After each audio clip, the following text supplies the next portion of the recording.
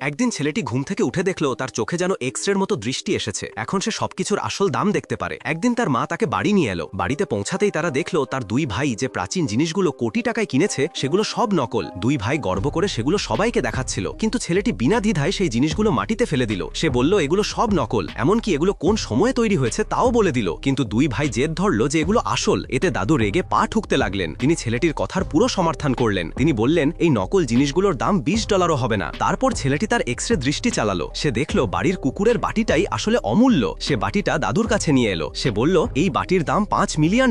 ভাইরা তার মজা করতে লাগলো। তারা তাকে গ্রামের বোকা ছেলে বলল। এমনকি দাদুও বাটির দাম বুঝতে পারলেন না। তাই তিনি একজন বিশেষজ্ঞকে ডাকালেন। বিশেষজ্ঞ পরীক্ষা করে বলল এটি 300 বছরের পুরনো প্রাচীন বস্তু। তিনি বললেন এর দাম অন্তত $5 মিলিয়ন।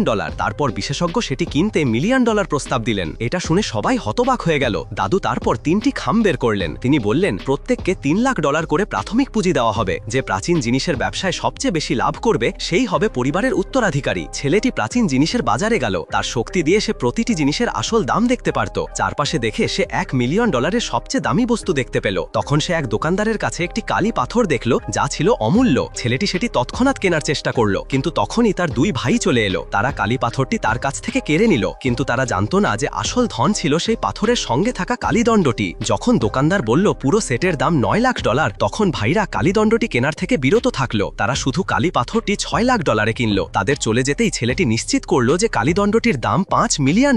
সে সেটি মাত্র $3 কিনে নিল। তারপর সবাই দাদুর কাছে ফিরে এলো। ভাইরা কালি পাথরের মূল্যায়ন করালো। দাদু বললেন এটি 100 বছরের পুরনো দুর্লভ বস্তু এবং অন্তত $3 মিলিয়ন।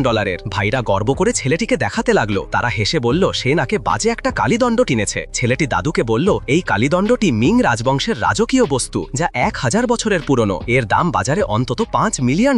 সে বলল এর এক ফোঁটা পুরো হ্রদকে কালো করতে পারে। ভাইরা বলল সে মিথ্যা বানাচ্ছে। তারা রেগে কালীদণ্ডটি হ্রদে ফেলে